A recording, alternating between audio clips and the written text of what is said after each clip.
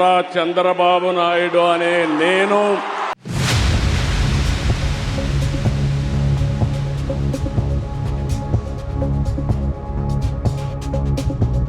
पवन कल्याण अने नेनु तेलुगु देशम पार्टी के अध्यक्ष चंद्रबाबू नायडू ने चौथी बार आंध्र प्रदेश के मुख्यमंत्री के तौर पर शपथ ली।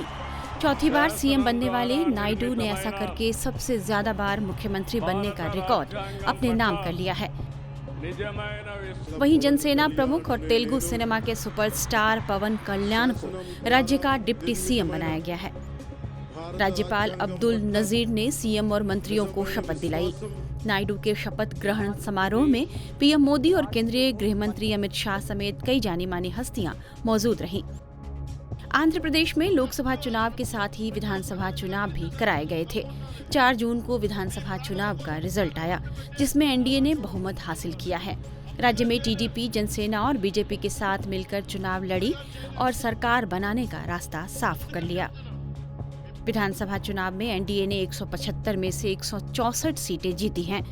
इसमें नायडू की टीडीपी को 135, पवन कल्याण की जनसेना को 21 और बीजेपी को 8 सीटें मिली हैं। जगन मोहन रेड्डी की वाईएसआरसीपी को केवल 11 सीटें मिल सकी। वहीं कांग्रेस का तो राज्य में खाता ही नहीं खुला। जनसेना पार्टी के नेता पवन कल्याण शपथ लेने के बाद से ही सुर्खियों में छा गए हैं और लगातार सोशल मीडिया पर ट्रेंड कर रहे हैं। आइए समझते हैं कि आखिर नायडू ने पवन कल्याण को डिप्टी सीएम क्यों बनाया है।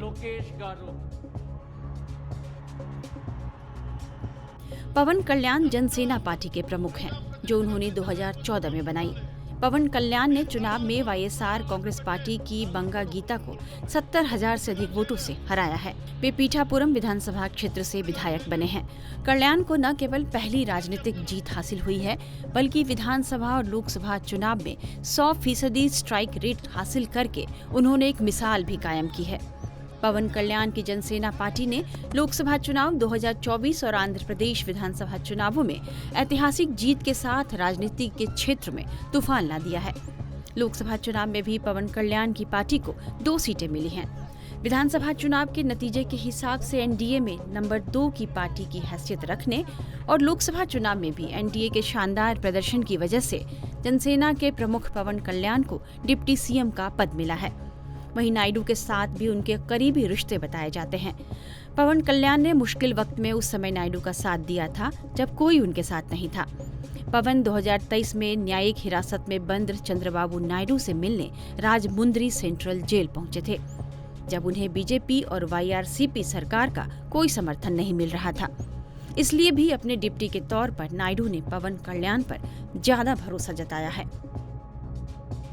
आंध्र प्रदेश के डिप्टी सीएम बनने से पहले पवन कल्याण फिल्मी दुनिया के सुपरस्टार थे। अपने काम से दर्शकों से उन्हें खूब सम्मान और प्यार मिला, और जब उन्होंने अपनी पार्टी बनाई तो शुरुआती कुछ असफलताओं के बाद इस बार विधानसभा चुनाव में जनता ने भी उन्हें खूब प्यार दिया और उन्हें बम्पर कामयाबी मिली। पवन कल्याण की राजनीतिक यात्रा उनके भाई और तेलुगु फिल्मों के स्टार रहे चिरंजीवी की पार्टी प्रजा राज्यम के साथ ही शुरू हुई थी, लेकिन बाद में दोनों के राह अलग हो गए। कह सकते हैं कि पवन कल्याण ने कुछ ही सालों में जिस तरह से राज्य के पावर मैप पर अपना कब्जा जमाया है, वे सबकी नजरों में आ गए हैं। तभी तो एनडीए की बैठक में पीएम मोदी ने उनका यह कहकर परिचय कराया कि पवन नहीं आंधी हैं। जो यहाँ दिखता है ना पवन, ये पवन नहीं आंधी है।